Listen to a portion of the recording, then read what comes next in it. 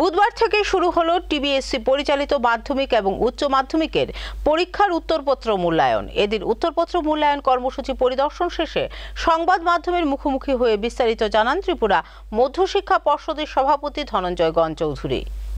বুধবার থেকে শুরু হলো টিবিএসসি পরিচালিত মাধ্যমিক এবং উচ্চ মাধ্যমিকের পরীক্ষার উত্তরপত্র মূল্যায়ন কর্মসূচি। আগরতলার মোট 6টি স্কুলে মাধ্যমিকের উত্তরপত্র মূল্যায়ন করা হচ্ছে।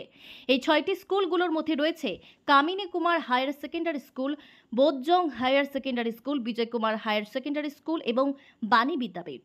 অন্যদিকে উচ্চ মাধ্যমিকের উত্তরপত্র মূল্যায়ন করা হচ্ছে নেতাজি বিদ্যাপীঠ সহ 2টি স্কুলে। বুধবার উত্তরপত্র মূল্যায়ন কর্মসূচি পরিদর্শন শেষে সংবাদ মাধ্যমের মুখোমুখি হয়ে এই ব্যাপারে বিস্তারিত তথ্য তুলে ধরেন টিবিএসসি সভাপতি ধনঞ্জয় গণ চৌধুরী।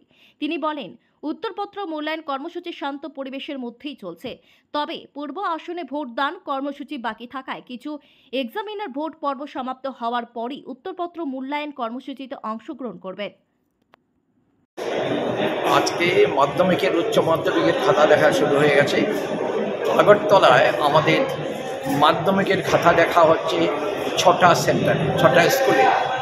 এই কামিনী কুমার স্মৃতি হায়ার সেকেন্ডারি স্কুল, তারপরে ওই Bodhjung girls higher secondary school, Bijoy Kumar higher secondary school আর বাণী বিদ্যাপীঠ।